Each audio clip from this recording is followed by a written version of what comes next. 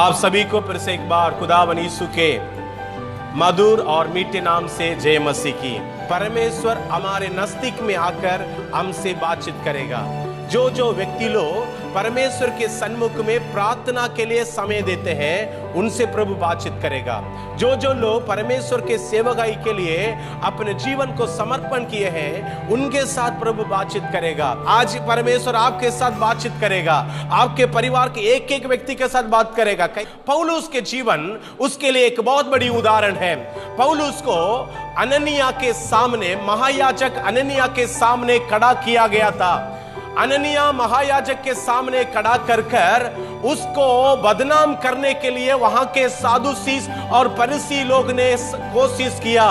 उनके बीच में, लोगों के भीड़ों के बीच में वो परमेश्वर यीशु मसीह मरा है और जी उठा है और वो पुनरुत्थान होकर स्वर्गलोक गया है और दोबारा आने वाला है बोलने वाले इस संदेश को जब सुनाया, उनको मार डालने के लिए, वहां लोग टुकड़े टुकड़े करने के लिए और उनको कदम करने के लिए लोग ने कोशिश किया।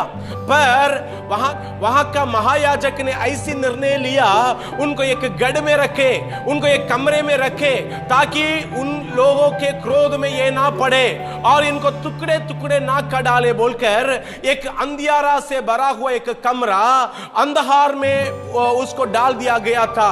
वो कमरे में बैठा हुआ था। कमरे के अंदर जब कोई उसके रिश्तेदार बातचीत करने के लिए आ नहीं सकते थे, कोई भी वहां पर उनसे हालचाल पूछने के लिए आ नहीं सकते थे, वहां पर यीशु मसीह आया है। हालेलुया। उसी वचन को हम पढ़ेंगे। यीशु मसीह वहां पर आकर क्या किया, पढ़िएगा। प्रेरितों के काम 23वें अध्याय का 11 वचन। प्रेरितों के काम 23वें अध्याय का 11 वचन। उसी रात प्रभु ने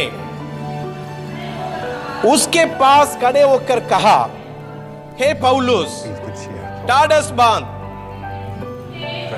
उसी रात, कौन सा रात? जिस रात में उसके साथ कोई नहीं था, उसी रात में वो पौलुस को मुलाकात करने के लिए यीशु मसीह आ गया। प्रार्थना में बैठने वाले मेरे प्रिय भाई और बहन, आपके जीवन में भी कोई साथ में नहीं आने वाला एक समय ऐसी होगा, उसी समय पर आप यीशु मसीह को सामने देख पाएंगे। ढाढ़स बांध, ये पौलुस तुम घबराओ मत, ढाढ़स बांध। हाँ मेरे प्यारो, हमारा परमेश्वर जो थके और मुरझे हुए लोगों को ढाढ़स देता है, ढाढ़स बांध। आप बाइबल में कई लोग के साथ यीशु मसीह बोलते हुए इस शब्द को सुने होंगे। परमेश्वर यीशु मसीह ऐसी एक बीमार व्यक्ति को देखा, बहुत ज्यादा बीमार व्यक्ति जो उठ नहीं सकता, चल नहीं सकता, बैठ नहीं सकता, बातचीत नहीं कर सकता, बहुत ज्यादा अपने जीवन में परेशान हुआ एक व्यक्ति को यीशु के पास लेकर आए थे। जब उसको यीशु के पास लेकर आए थे, यीशु के ऊपर उस व्यक्ति का विश्वास सबसे ज्यादा बढ़ गया था। ये यीशु कुछ मेरे लिए कर सकता है। यीशु भी उस व्यक्ति को देखा, देख, हे पुत्र, ढाढ़स बांध, तेरे पाप क्षमा हो गया। हालेलुया। तो तुरंत उन्होंने उठकर चलने लगा। आज हमारे जीवन में भी एक खुशी खबर है।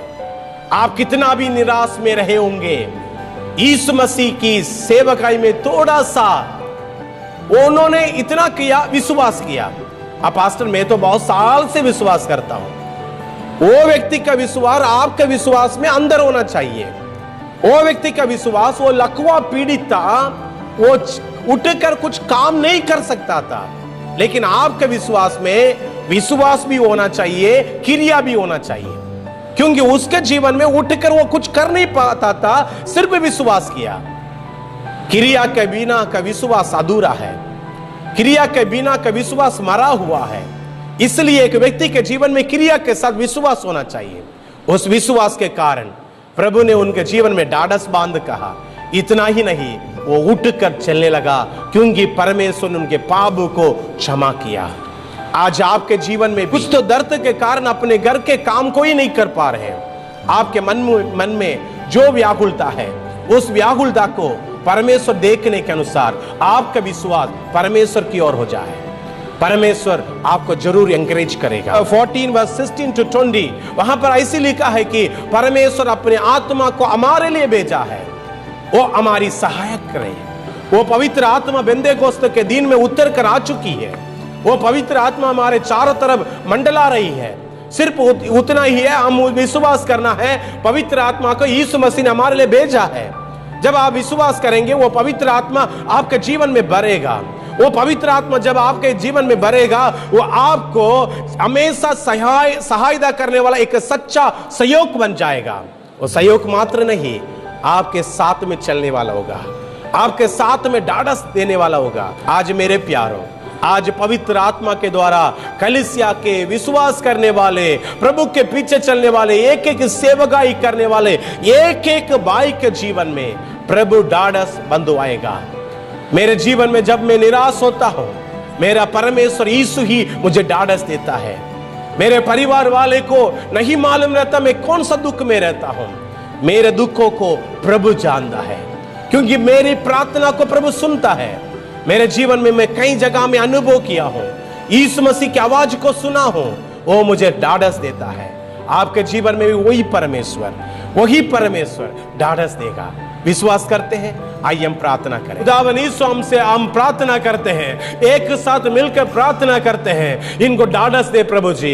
इनके परिवार वालों से इनको सांत्वना नहीं मिल रही है, इनके मम्मी पापा से इनको सांत्वना नहीं मिल रही है, इनके रिश्तेदारों से इनको सांत्वना नहीं मिल रही है। इनके जीवन में परमेश्वर एक प्रकार की घबराहट की स्थिति में है प्रभु जी। इस स्थिति में कौन मदद कर सकता है? परमेश्वर आप ही मदद कर सकता है, आप ही आ सकता है, आप ही बातचीत कर सकता है, आप ही इनको जीवन को सांत्वना दे सकता है, आप ही इनको मदद कर सकता है। धन्यवाद प्रभु जी, आप कई लोगों को छू रहा है, कई लोगों को छू रहा है, बीमार में रहने वाले लोगों को छू रहा है, गले में रहने वाले बीमारी को प्रभु छू रहा है, जॉइंटिस बीमारी में ग्रसित लोगों को प्रभु छू रहा है। ये हालेलुया हालेलुया, बहुत ऐसे कार्य कर। ओ होली स्पिरिट धन्यवाद, आपने हमारे प्रार्थना को सुन लिया है। घड़ी में ऐसी सामर्थ उंडेला जा रहा है, उसके लिए धन्यवाद। यीशु के मधुर नाम से ये प्रार्थना को मांगते हैं, सुन दया से ग्रहण कीजिए। आमीन आमीन। प्रभु आप लोग सबको आशीष दे। जय मसीह की। God bless you.